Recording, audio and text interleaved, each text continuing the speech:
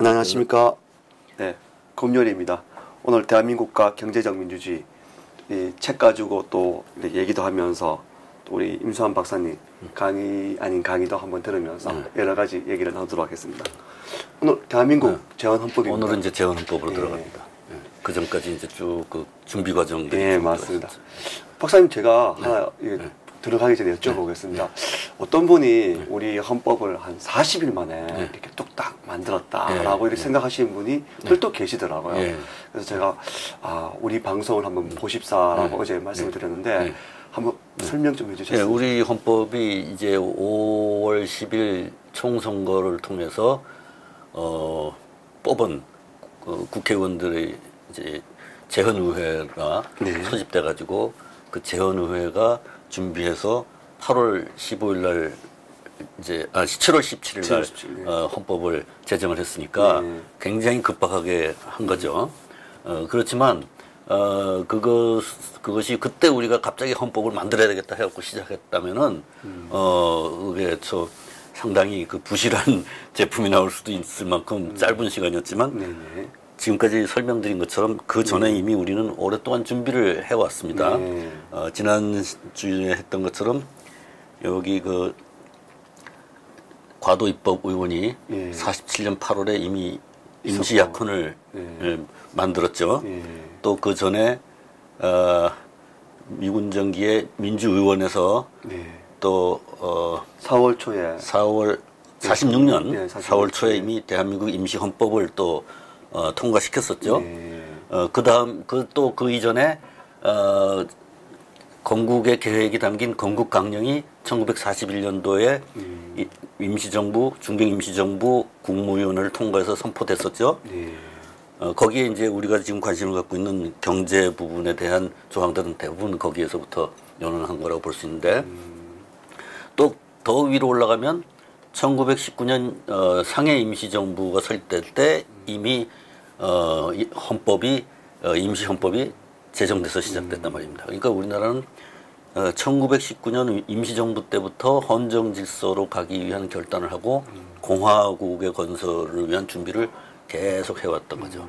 그래서 임시정부가 19년에 처음에 발표했던 헌법, 임시헌법이 그 이후로 여러 차례 새로이 개정이 되는 정도로 쭉 오랫동안 준비를 해왔던 것이 이제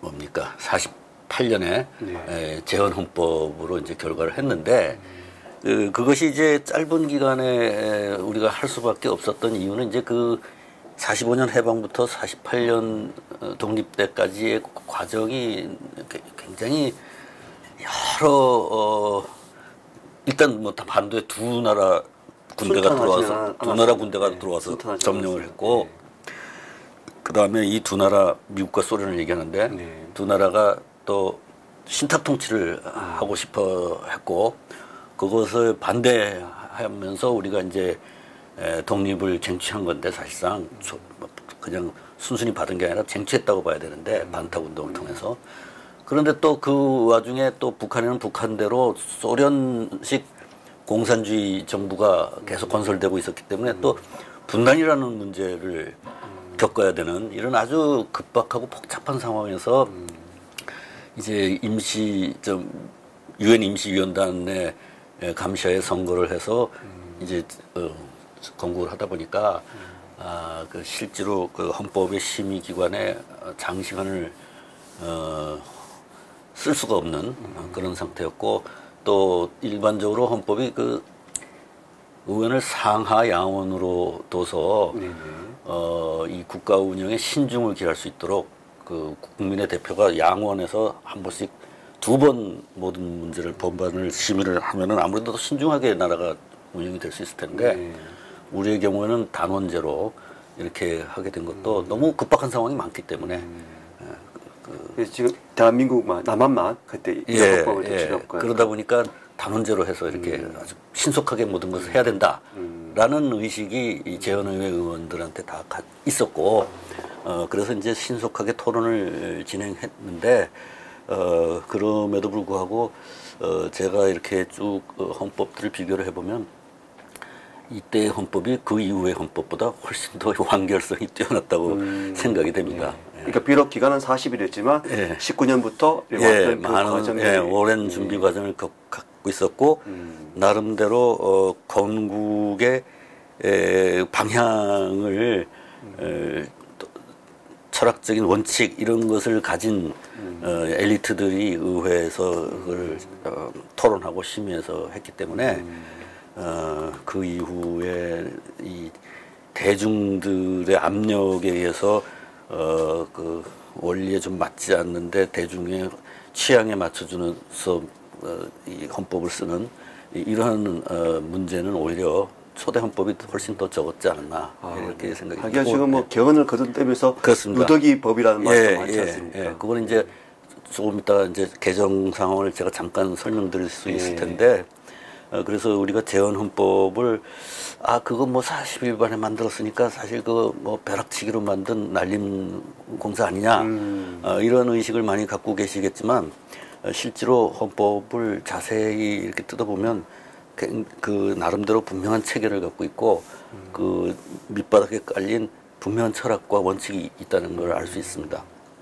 그 중에서 이제 저는 헌법에 담긴 이 경제 조항에 대한 것만 지금 다루고 있는데 맞습니다. 그것만 봐도 이제 우리가 느낄 수 있으실 겁니다. 경제 조항만 봐도 다른 부분은 또 다른 부분대로 보면 마찬가지 기분이 드실 텐데 일단 경제 조항을 보면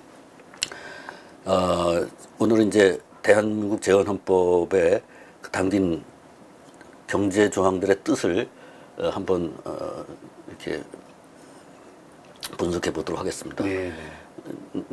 우선 그 재헌헌법의 초안을 잡은 사람이 유진호 씨죠. 유진호 씨가 이제 그 헌법학자로서 헌법 기초를 하셨는데 물론 그 기초한 안을 가지고 의회에서 심의를 하고 또 수정을 하고 해서 통과를 시켰지만 일단 기초를 전체적으로 잡았다는 건 이제 하나의 시스템을 구도를 처음에 잡은 사람이 유진호라는 분이고 그리고 이분이 이게 내 마음대로 쓴 게 아니다. 이거는 앞에 있었던 선행 헌법안들을 전부 다 참고를 해서 쓴 것이다. 이렇게 스스로 얘기를 하고 있어요. 그러니까 아까 말씀드린 것처럼 이게 40일이지만 그냥 갑자기 튀어나온 게 아니라 그 전의 것을 전부 다 내가 참고를 해서 쓴 것이다. 국회에 가서도 그렇게 제안 설명을 해요. 그리고 이제 그분이 참고했던 선행 헌법안들이 지금 고려대학교 도서관에 이제 보관되어 있는데 자 그러면 이제 이분이 48년도 소집된 재헌의회에 가서 자기가 기초한 헌법안의 그 원리를 설명합니다. 저기서 있는 참 읽어보겠습니다. 이 헌법의 기본 정신은 정치적 민주주의와 경제적, 사회적 민주주의의 조화를 꾀하려고 하는 데 있다고 말씀할 수 있겠습니다. 여기 보면 이 부분이 이제 그 제안 설명을 하면서 제일 앞부분에 나오는 부분입니다. 그 재헌 의원들한테 다 그렇게 설명을 했어요. 그러니까 처음부터 우리는 정치적 민주주의와 경제적 민주주의를 같이 가져가겠다라고 그런 취지하에서 이걸 썼다, 이 경제 조항들을. 그러니까 마치 우리나라가 무슨 미국식 자본주의를 해서 경제적인 불평등을 처음부터 제도화해왔고 경제적인 민주주의를 한 번도 안 했는데 이제 와서 경제민주주의를 새로 해야 된다라고 주장하는 거하고는 전혀 거리가 먼 얘기죠. 처음에 재헌헌법을 그 기초한 사람의 이야기가 우리는 경제적, 사회적 민주주의를 정치적 민주주의와 같이 하려는 의도에서 이걸 썼다 이렇게 해놨습니다. 그리고 그 재헌의 의원들이 다 그 얘기를 들었고 거기에 대해서 이의를 제기하지 않았어요. 그건 무슨 소리냐면 이미 거기에 대한 합의가 돼 있었던 거예요. 그러니까 이 48년 이전에 논의했던 헌법안들에서 이미 다 그렇게 알고 있었고 그 건국강령에 다 그렇게 돼 있었기 때문에 사람들은 거기에 그 초대 국회의원들이 아무도 이의를 제기하지 않았대요.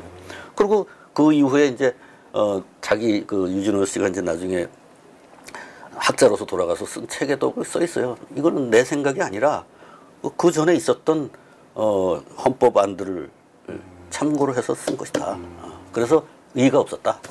이렇게 돼 있습니다. 그러니까 이제 경제적 민주주의라는 거는 없었던 게 아니다. 우리는 건국 초부터 있었다. 어떻게 보면 건국 정신이 하나다. 예. 한 요소다. 그렇네요. 건국 정신 한 요소다. 예. 예. 자, 그러면 오염이 되고 이렇게 분지된 게 안타깝습니다. 지금 갑자기 뭐 이게 다 외국에서 들어온 것처럼 우리 게 아닌 것처럼 얘기하는데 이건 우리 고유한 사상이라고 볼 수 있어요. 그러면 이제 그 고유한 경제적 민주주의가 어떤 종류의 경제적 민주주의였나? 우리가 앞에 뭐 자유주의적인 개념도 있다 그랬고 막스 레닌주의적인 개념도 있다 그랬고 또 중경 전통의 맞습니다. 경제적 민주주의도 있다고 제가 앞에 설명했는데 그러면 이제 유진호 선생님이 얘기하는 것들을 한번 보자고요. 어떤 세계 중에 어느 유형인가? 자, 제가 제5조를 한번 읽어보겠습니다. 제5조 대한민국은 정치, 경제, 사회, 문화의 모든 영역에 있어서 각인의 자유와 평등과 창의를 존중하고 보장하며 공공복리의 향상을 위하여 이를 보호하고 조정하는 의무를 진다. 예. 그러니까 이 각인의 자유라는 건 이제 개인의 자유가 우선 기본이라는 거 아닙니까? 개인의 자유를 보장한다. 그 위에 공공복리의 향상을 위해서 국가가 조정하는 의무를 가진다. 저대로 하면 사실 지금 개헌할 이유가 전혀 없을 것 같습니다. 그렇죠. 예. 그러니까 개인의 자유, 이것은 말하자면 자유, 그러니까 이 기본적인 자유민주주의의 입각한 정치적인 민주주의 제도가 다 이제 여기 포함 그런 기본적인 철학이죠. 그 다음에 개인의 자유라 하더라도 모두가 또 같이 향상될 수 있는 그러한 부분에 대해서 국가가 개입한다. 그러니까 복지국가 제도의 기본 철학을 그대로 여기 담고 있습니다. 그 다음에 이제 84조 한번 읽어보겠습니다. 제84조 대한민국의 경제 질서는 모든 국민에게 생활의 기본적 수요를 충족할 수 있게 하는 사회 정의의 구현과 균형 있는 국민 경제의 발전을 기함을 기본으로 삼는다. 각인의 경제상 자유는 이 한계 내에서 보장된다. 오, 정말. 이제 84조가 우리나라 경제 질서를 규정을 했습니다. 그러니까 자본주의가 될 것이냐, 사회주의가 될 것이냐, 뭐 이런 그러가 될 그런 이제 개념 규정을 하는 거죠. 아주 이거는 굉장히 중요한 조항입니다. 그러면 여기서 나온 걸 보면 마지막 소절부터 먼저 보죠. 각인의 경제적 자유는 이 한계 내에서 보장된다. 그러니까 경제상 자유는 보장이 되는데 무한하진 않다. 어떤 한계를 가지고 있다. 말하자면 내가 사유재산권을 행사할 때 기본적으로 사유재산권을 인정한다. 그러나 마음대로 할 수는 없다. 일단 그렇죠. 일정한 한계가 있다. 그 한계는 이제 앞 소절이죠.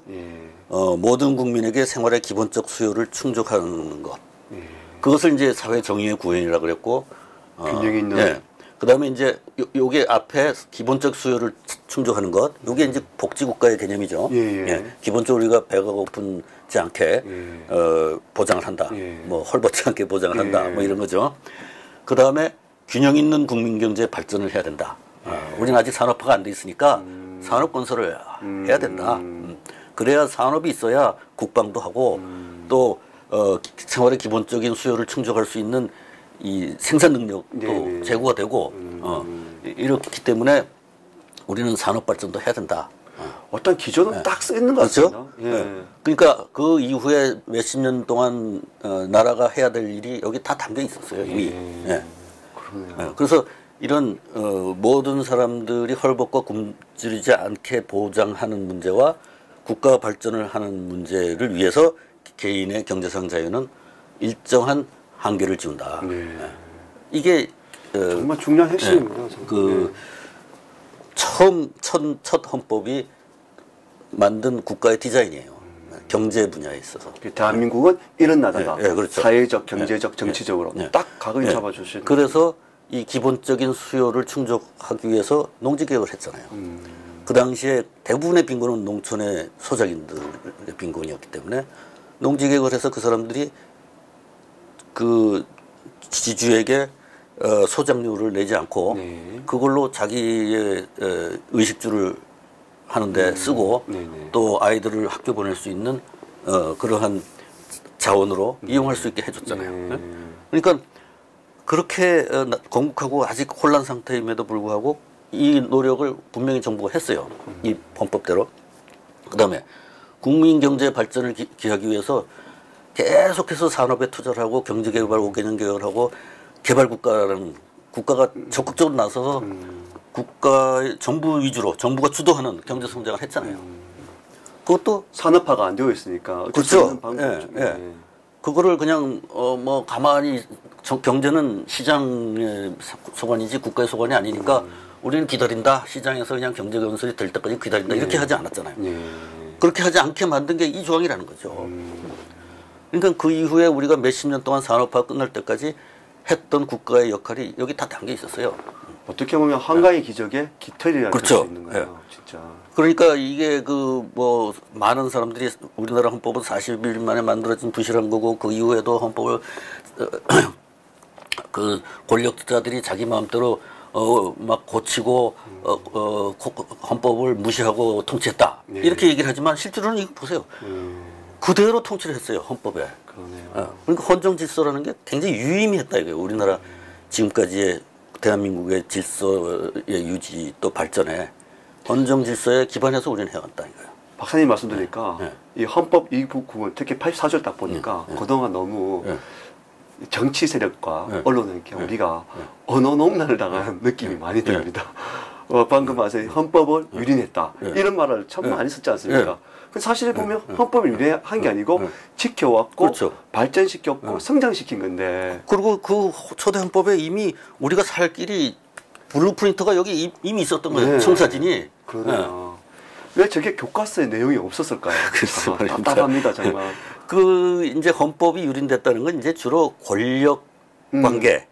이제 대통령이 뭐 3선을 한다, 4선을 한다, 중임제를 위배해서 좀 연장한다든가 또는 그 국회의원을 선출하는 방법을 뭐 대선거구제를 한다든가 소선거구제를 한다든가 또는 대통령 선거를 간접 방법식으로 한다든가 직접 방법으로 한다든가 이런 문제였는데 그거는 사실 이 경제 질서하고는 별 관계도 없는 일이고 그렇죠. 예. 그러면 어떤 사람은 뭐 그 부분이 경제 질서보다 더 중요하다고 얘기하는 사람도 있겠지만 뭐 보통 일반 대다수 국민이 사는 데는 경제 질서가 사는 게 더 중요하죠. 더 중요하죠. 맞습니다. 이 어떤 여러 가지 우리가 경제 발전을 해야 되고 기본적인 수요를 모든 사람에게 충족시켜 줘야 됨에도 불구하고 끝까지 경제상 자유가 보장된다라고 했지 않습니까? 이게 북한에는 없었잖아요. 그러니까 한국은 북한과 전혀 다른 체제로 가는 거예요. 자, 그러면 이제 이게 이제 재헌헌법의 이제 구체적인 조항으로 가면 아까 그 84조는 이제 전체적인 경제 질서를 규정했고 86조에는 농지는 농민에게 분배한다 그랬어요. 그 나머지 문장 나머지 부분은 이제 구체적인 사항은 법률로 정한다 이런 내용이에요. 중요한 건 이제 농지는 농민에게 분배한다 그랬어요. 여기 이제 경제 유전의 원칙이 들어가 있는 거예요. 이것이 아까 얘기한 가장 가난하고 헐벗었던 농촌의 빈농들에게 생활의 기본적 수요를 충당시켜준 조항이에요. 그리고 도시에 있는 빈민들에게는 이제 그 당시에는 주로 뭐 원조 자금을 가지고 이제 원조 물자를 가지고 구휼을 하는 그런 걸 많이 했었죠. 어쨌든 우리 국가는 국민들이 굶지 않게 하기 위해서 굉장히 처음부터 노력을 했어요. 그러네요. 예. 그다음에 87조를 보면 중요한 운수, 통신, 금융, 보험, 전기, 수리, 수도, 가스 및 공공성을 가진 기업은 국영 또는 공영으로 한다 이렇게 돼 있어요. 이거는 뭐 말하자면 1945년도 2차 세계대전이 끝나고 영국에서 집권한 노동당이 했던 기업 국영화 정책에 해당하는 거예요. 그러니까 서양의 전통으로 보면 상당히 사회주의적인 조항이죠. 뭐 그 당시에 기간 산업은 다 국영 또는 공영으로 한다. 이런 조항이라고 볼 수 있어요. 사실 우리 구조가 또 저렇게 할 수밖에 없는 구조였지 않습니까? 지금처럼은 다르니까. 그리고 이것을 이제 전쟁이 끝나고 6.25 전쟁이 끝나고 나서 미국에서 이제 우리하고 한미 동맹을 하고 나서는 요구를 했어요. 우리가 미국 자본을 한국에다 투자하려다 보니까 이 조항 때문에 자본이 들어오지 않으려고 그런다. 그러니까 이걸 좀 개정해달라. 그리고 개정하셨어요. 그런데도 실제로 이 대부분의 산업은 80년대까지 계속 국영으로 남아 있었어요. 국공영으로. 지금도 공격이 그렇죠. 많잖아요. 맞습니다. 네. 그거는 맞습니다. 그래서 이 조항은 실제로는 54년도에 없어졌음에도 불구하고 우리나라의 운영은 그대로 이렇게 했어요. 네. 그러니까 대기업이라는 것 때문에 불공정 경쟁이 일어난다. 라는 문제에 대해서 물론 그런 현상이 있어요. 우리나라 지금 현재 있어요. 그런데 거기에서 우리나라 정부가 아무것도 안 해오진 않았어요. 그 대기업이 횡포를 부릴 수 있을 만한 이 업종에 대해서는 지금 국초부터 계속 국공용으로 운영해 왔어요. 사실은 독과점 기업이 그렇죠. 필요합니다. 사실은 네. 지금 우리 하고 있는 건 담배 인상부터 지금 그렇죠. 조건 네. 조폐는 사실 있어야 되고 그렇지 않습니까? 이게 다 나쁘다고는 할 수 없는 거고. 말하자면 전기 같은 거 네. 뭡니까 그 전력공사 같은 거. 그 지금도 공사로 돼 있죠. 그런데 만약에 이거를 갖다가 사기업에다가 줬다. 그래서 전기세를 못 내는 사람은 전기를 끊어버렸다. 그러면 상당히 문제가 되겠죠. 그렇죠. 삶의 그 생명에 또 전기 생산 비용이 오른다 그래서 전기세를 막 올린다. 그래도 문제가 되겠죠. 네, 맞습니다. 물론 뭐 사기업이라 그래서 그렇게 함부로 뭐 한다고 볼 수는 않겠지만 일단 이걸 공기업화 해놨다는 거는 이제 그러한 일이 벌어지지 않게 제도해 놓은 겁니다. 특히 아직까지 산업화가 되지 않았던 국초의 그 불안정한 상황에서는 그나마 국가가 관리하는 게 옳은 일이었다. 기본적으로 필요한 에너지니까. 자, 그 다음에 이제 이 부분도 이 유진호 선생이 이제 48년도에 국회에 가서 설명한 내용이 한번 읽어볼까요? 경제적 활동은 원칙적으로 자유입니다. 이거 자유라는 말이 나옵니다. 그러나 그 경제적 활동이 공공성을 띠는 정도에 이를 때 그때에는 국가 권력으로서 경제 문제에 간섭을 한다. 네. 그러니까 이제 이 87조 같은 것이 이 대부분의 큰 산업은 전부 다 그럼 국공용으로 한다. 그럼 우리나라가 그러면 자유 경제가 아니고 사회 경제주의식으로 뭐 국가 통제 경제냐? 뭐 이런 이제 질문이 이제 나오니까 그렇지 않다. 기본적인 원칙은 자유다. 근데 이제 사실 여기 87조 있는 이런 기업들을 빼고 나면 그때만 해도 뭐 지금과 같이 무슨 뭐 그 말하자면 IT 기업이라든가 뭐 이런 것들이 아직 없을 때니까 이거 빼고 나면 나머지는 다 이렇게 중소 뭐 주로 노동 집약적 산업을 할 수밖에 없는 상업적인 산업적인 것보다 그런 것밖에 안 남잖아요. 근데 그런 분야밖에 안 남으니까 이제 이런 질문이 나오는 건데 그래도 어쨌든 우리는 그것이 앞으로 모든 산업을 국영으로 하겠다는 생각으로 이런 원칙을 정하는 건 아니다. 기본적으로 경제 활동의 자유를 기반으로 그것을 보완하기 위해서 한 것이지 그것을 없애기 위해서 이런 취지에서 한 건 아니다. 이렇게 분명히 밝혔어요. 그러니까 자유시장 경제 원칙이라는 거예요. 그러네요. 그러니까 자유경제 시장을 하되 지금 우리 상태가 그런 산업화가 아니고 농업국가니까 어떻게 발전시킬 때까지는 이렇게 해야 된다. 바로 그거죠. 그래서 국가 권력의 경제 문제에 간섭을 한다. 그 포인트를 지금 딱 말씀해 주신 거잖아요. 그래서 이제 그런 공공성을 띠는 부분에서는 국가가 간섭을 하지만 기본적으로는 자유다. 그래서 이제 지금은 뭐 그런 국가의 국공용이 아닌 대기업도 많잖아요. 뭐 CJ 같은 거 뭐 이런 것들. 그런 이제 이 원칙대로 적용이 돼서 지금까지 왔다고 볼 수 있어요. 우리나라의 이제 경제 구조의 발전을 보면. 아주 딱딱한 법인데 박사님께서 너무 재밌고 너무 쉽게 딱 설명되고 저는 우리가 참 적어놓은 법을 잘 만들었었구나라는 걸 다시 한번 느끼십니다. 저도 상당히 놀랐어요. 읽어보면서. 자, 그러면 이제 이걸 갖다 노동조합에서는 어떻게 보고 있었나? 이 전진환이라는 분이 이제 그 당시에 대한독립촉성노동총연맹의 이제 대표였습니다. 이번에 이제 국회의원도 했었어요. 그 노동계의 이제 대표였는데 이분은 이제 노동계 대표이기도 하지만 이승만 대통령의 지지 세력이었어요. 그러니까 이승만 대통령이 무슨 자본가 뭐 이런 사람들만 이렇게 위주로 한 사람이 아니에요. 노동계에 자기 지지 세력이 분명히 있었어요. 그러네요. 그러면 이 사람이 주도를 해서 촉발시켜서 만든 조항이 18조예요. 아주 독특한 조항이 하나 있어요. 한번 읽어보겠습니다. 이건 과연 자본주의 나라가 맞나 하는 조항이 하나 있습니다. 한번 읽어보세요. 읽어보겠습니다. 근로자의 단결, 단체 교섭과 단체 행동의 자유는 법률의 범위 내에서 보장된다. 영리를 목적으로 하는 사기업에 있어서는 근로자는 법률에 정하는 바에 의하여 이익의 분배에 균점할 권리가 있다. 이 마지막 구절이 아주 충격적이죠. 근로자는 법률에 정하는 바에 의하여 이익의 분배에 균점할 권리가 있다. 사기업에서. 공기업이 아니라 사기업에서도 그 이익을 다 자본가건 아니다.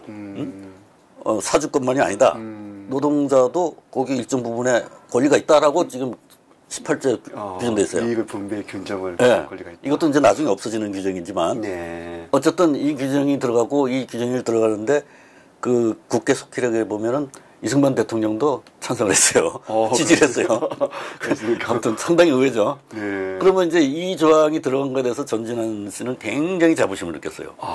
그래서 그 자부심의 근거가 무엇인지 이렇게 설명을 하고 있어요. 다음 문제. 네, 알겠습니다. 한번 읽어보세요. 장래 임금 노예 제도를 완전히 분쇄하고 잉여가치 착취설에 의한 노자 대립의 관념을 일소할 뿐만 아니라 노자 협조의 관념에서 노자 일체의 관념으로 한계의 질적인 비약을 일으켜 현사의 혼란 붕괴의 원천이 되는 노자 문제를 발본적으로 해결, 정치적, 경제적, 실질적 민주주의를 병행하여 있습니다. 그러니까 이 사람도 지금 정치적 민주주의, 경제적 민주주의를 얘기하죠.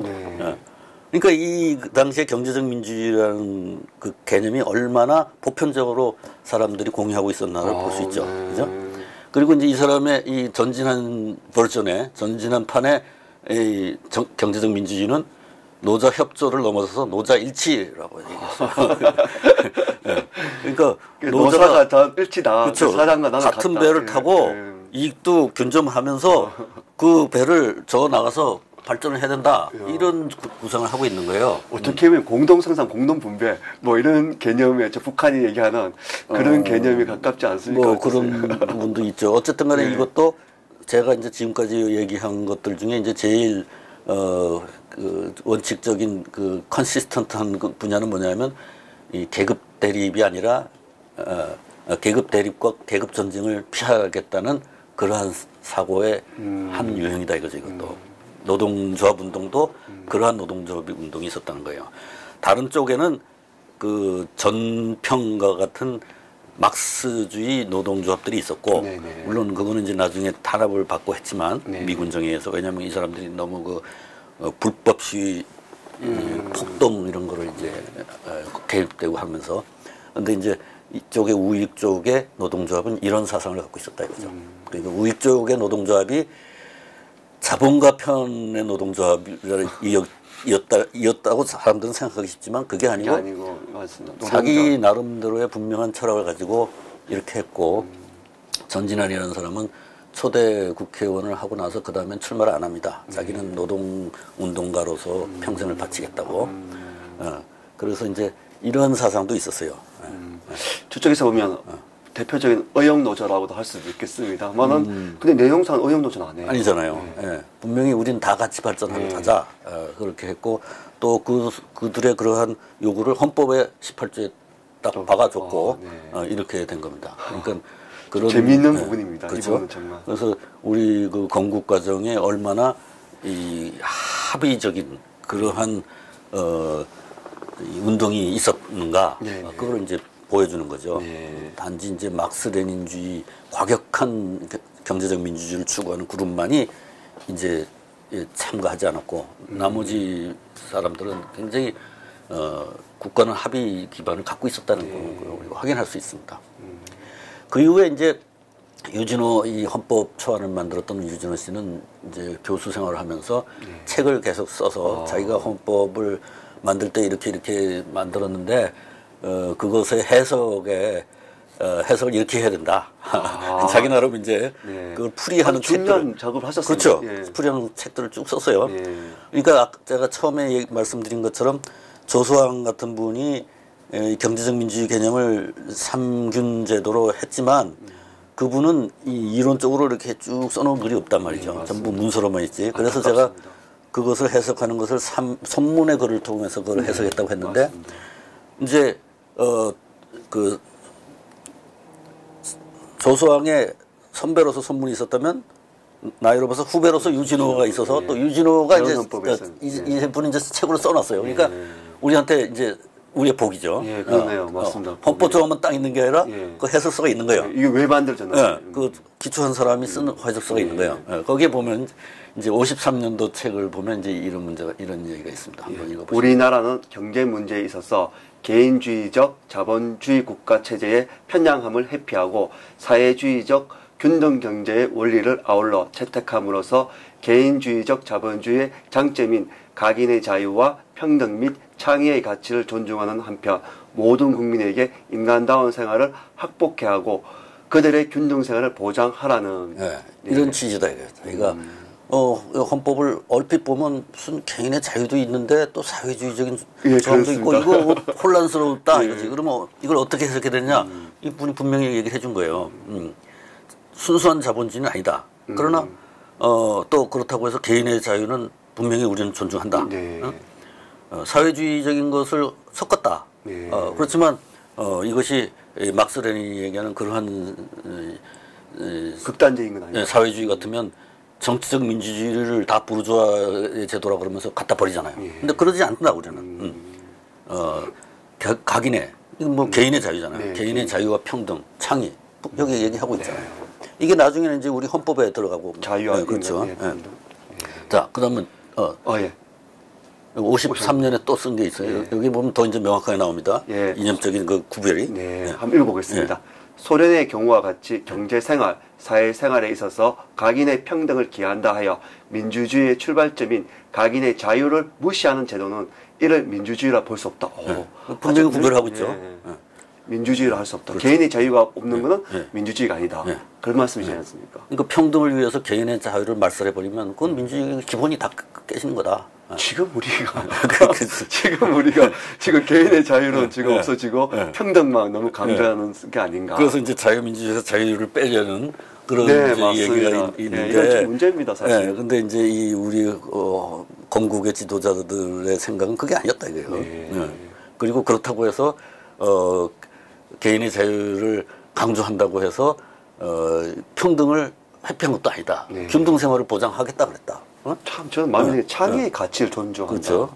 정말 참 와닿았어요. 근데 이 양쪽의 밸런스를 가진다는 것, 자유와 평등의 밸런스를 가진다는 게 참 쉬운 일이 아닌데 거기에 딱 창의의 가치를 딱 넣어버리고. 거기에 분명히 그 어려운 프로젝트에 도전을 한 거예요. 우리 건국의 지도자들이. 자, 그 다음에 이제 좀 여기까지 가봅시다. 민족 그렇습니다. 밑으로 내려가야지. 아닌가? 그 위에 여기 바로 위에 또 여기입니다. 자, 그러면 이제 마지막으로 이 헌법에 왜 우리가 개인의 자유뿐 아니라 균등 경제까지 모두의 기본적인 수요를 충족시켜야 된다라고 이렇게 썼을까? 그런 평등과 자유를 양립시킨다는 그 어려운 과제를 왜 국가에게 부여했을까? 그것을 생각을 해보면 이런 이야기는 이제 많은 사람들이 하고 있지 않지만 이게 왕이 없는 공화국이라는 걸 우리 역사상 처음으로 만들었다 이거. 그러면 왕이 없이 사람들이 모였어. 평등한 사람들끼리. 평등한 사람들이 모인 군중이라고 볼 수 있는데 이 군중이 하나의 국가를 질서를 유지를 하고 해나가야 돼요. 서로 협력도 해야 되고 커뮤니케이션도 해야 되고 해요. 그러면 이 군중이라는 집단으로서의 공동체 의식 이것이 없으면 공화국은 성립할 수 없겠죠. 그렇죠, 세워도 금방 없어지겠죠. 맞습니다. 뭐 6.25 전쟁 같은 거 겪으면 그거 극복 못 하겠죠. 뭐 어중이 떠중이 막 제어갈 길을 마구 가면 그러면 이 전체가 하나의 우리는 하나다. 하나의 나라의 국민이다라는 의식을 어떻게 묶어줄 것이냐. 그게 이제 민주, 공화로. 그래서 이제 전문에 보면 이런 구절이 나옵니다. 한번 읽어보실래요? 유구한 역사와 전통에 빛나는 우리들 대한 국민은 이렇게 됐어요. 대한 국민은 우리는 대한국민이다라는 정체성을 가져라 이거예요. 우리라는 존재는 대한국민이라는 틀 속에 있는 우리다. 그리고 이 우리는 이 상하관계가 아니다 말이에요. 우리는 평등한 사람들끼리 쓰는 말이잖아요. 우리. 맞습니다. 위. 영어로 위입니다. 그렇죠. 위. 미국에서도 미국 헌법이 We the people of the United States 이렇게 시작을 하죠. 맞습니다. 이건 뭐 귀족이나 왕이 있고 귀천이 있는 게 아니라 우리는 평등한 사람들끼리 우리다. 이것이 헌법 전문에 제일 먼저 나오는 겁니다. 우리. 다 규명해 주시는 게 너무 그렇죠. 참 진짜 이게 이제 공화주의적인 사상에 여기 담겨 있는 거예요. 세 글자의 짧은 글 속에 우리들. 요즘 뭐 북한 사람들은 우리 민족끼리라고. 우리 민족끼리 맞습니다. 근데 이제 그 비슷한 이야기는 이제 이 건국강령에 나옵니다. 조소왕 선생 쓴 여기 한번 읽어보죠. 이게 조소왕 선생 그러니까 건국강령이니까. 네, 건국강령. 네. 한번 읽어보겠습니다. 우리나라는 우리 민족의 반만년 내로 공동한 업무가 국토와 주권과 경제와 문화를 가지고 공동한 민족 정기를 길러온 우리끼리로서 형성하고 단결한 고정적 집단의 최고 조직입니다. 그러니까 이건 이제 41년에 쓴 건데 여기서도 우리끼리라는 말을 씁니다. 그러니까 공화국을 설립해야 된다는 분명한 문제의식을 갖고 있었던 거예요. 그러네요. 어떻게 그러면 모두가 평등한 개인들끼리 모여서 정치 집단을 유지를 하고 발전시킬 수 있느냐. 굉장한 어려운 프로젝트예요. 그 앞전에는 물론 6.25도 있었고 일제언니도 있지만 그래도 우리가 신분제도도 있었던 그런. 그러니까 조선시대까지 이제 신분제도가 있었고 또 외정 때는 이제 일본인과 한국인 사이에 차별이 있었고 그랬는데 이걸 이제 다 타파하고 우리는 공화국을 설립한다는 거 아니에요. 대단한 숙제입니다, 진짜. 그렇죠. 굉장한 도전이에요, 이게.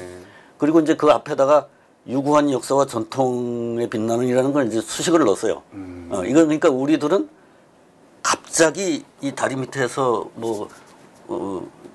번개 모임으로 모인 사람들은 아니고 벌써 오랜 역사, 수천 년 역사, 우리 여기 같이 살아온 반만 년이라고 딱 지어놨어요. 5천 년 역사라고 딱 지어놨습니다. 살아온 공통된 문화와 전통이 있다. 같은 말을 쓰고, 그렇죠. 같은 글을 쓰고. 그거를 이제 수식으로 넣어놨습니다. 자, 그 다음에 이제 유진호 씨가 이제 59년에 자기 책에다가 이제 또 설명을 해놨어요. 이 민족과 민주화 공화라는 것이 이제 어떻게 개념이 성립될 수 있나. 이 부분 제가 좀 강하게 읽어보도록 하겠습니다. 요즘 워낙 이 부분에 대해서 희석한 게 많은데 이 부분 제가 좀 강하게 한번 읽어보겠습니다. 민족주의의 기본은 모든 당파심, 이기심, 특권의식, 계급적 적개심, 지방적 편견, 타민족 배척 등의 편협한 마음을 버리고 정의, 인도와 동포애로서 전 민족이 단결하는데 있는 것이며 민주주의 제도를 수립하기 위하여서는 구례의 봉건적 비민주주의적 또는 식민지적 일체의 폐습을 타파하는 것이 선행 조건이 되는 것이다. 아주 명확하게 잘 설명하셨네요. 여기 보면 이제 뭐 여러 가지 편견을 버려야 된다. 특권의식도 버려야 된다. 계급적인 적개심도 버려야 된다. 그러니까 특히 지방적 편견을 지방적 편견도 버려야 된다. 그다음에 타민족 배척도 편협한 마음으로 넣었어요. 그러니까 뭐 우리가 뭐 너무 심하게 뭐 반일 감정이라든가 이런 것으로 해서 이제 그 뭐라 그럽니까 비이성적인 그러한 단결을 하는 것도 경계를 하는 거죠. 그리고 이제 그러한 편협한 마음을 버리고 정의와 인도와 동포애로서 단결한다. 그리고 이제 민주주의를 운영하기 위해서는 구례 봉건적 비민주주의적 식민지적 일체 폐습을 타파해야 된다. 이렇게 해놨어요. 그러니까 좀 명확하게 딱 설명하셨습니다. 그러니까 모두가 자유롭고 평등한 국민들의 일체감으로서의 민족주의라는 거는 그것이 곧 공화주의다 이거죠. 그래서 이제 그것이 공화국에서의 단결이라든가 이런 민주적인 민족주의는 편협한 마음이 아니라 정의, 인도와 동포애로서 단결하는 것이다. 그래서 그 헌법에 담겨 있는 것들이 전부 다 개인의 자유라든가 또 평등이라든가 기본적인 수요의 충족이라든가 보편적인 가치들을 추구하고 있죠. 네. 그래서 이제 요 정도로까지 해서 제가 이제 그 재헌헌법이 이제 그 중에서도 이제 경제질서 조항에 대한 해석 그리고 그 이전까지 강의는 이러한 재헌헌법이 나오기 전에 역사적인 배경들을 제가 이제 몇 주에 걸쳐서 쭉 한 셈입니다. 그리고 이제 다음 주에는 이것이 이제 어떻게 그 개정이 됐나를 잠깐 설명을 하고 조항의 변칙까지. 이제 그 다음에 다음에 이제 그 초대 정부에서 이것이 어떻게 적용돼 나갔는가에 대한 설명을 해 나가겠습니다. 오늘은 이 정도까지로 해서 지금 책에서 설명을 드리면 오늘이 104페이지까지 한 겁니다. 104페이지가 언제 페이지부터냐면 정확하게 76페이지부터 104페이지를 오늘 박사님께서 너무 요약하게 너무 재미있게 잘 설명해 주셔가지고 저희가 책 읽는 데 많이 도움이 될 겁니다. 책만 읽으면 사실은 좀 딱딱할 수 있는 부분도 없지 않아 있는데요. 법이라서. 근데 이렇게 방송을 통해서 책과 방송을 겸해서 읽고 보시면 이게 정말 재미있는 책이구나 하는 것을 아실 겁니다. 그래서 아주 저는 여기 보기 참 마음에 듭니다. 태극문양 같이 대한민국과 경제적 민주주의. 그러니까 이제 제가 이 책 제목을 붙인 것도 경제적 민주주의가 대한민국의 탄생했을 때부터 있었던 건국이념이라는 얘기죠. 그걸 마치 뭐 지금까지 나라가 잘못돼 왔는데 이걸 바로잡기 위해서 경제 민주화를 해야 된다라는 주장은 터무니없는 주장이라는 얘기입니다. 그게 반반해서 지금 서신 책이. 그렇죠. 이 책, 저희 인터넷 문고에 가면 다 구입할 수 있습니다. 꼭 한번 구입하셔서 읽으시면서 우리 방송 같이 들으시면 정말 좋고 유익한, 특히 정신무장이 될 것 같아요. 이게 좀 딱딱하긴 해도 지금처럼 정체성이 혼란이 오는 이런 시대에는 읽어볼 만한 정말 추천을 강하게 추천해 느낄 수 있는 그런 주제라고 봅니다. 맞습니다. 오늘 너무 고맙습니다. 다음 시간에 또 뵙겠습니다. 네.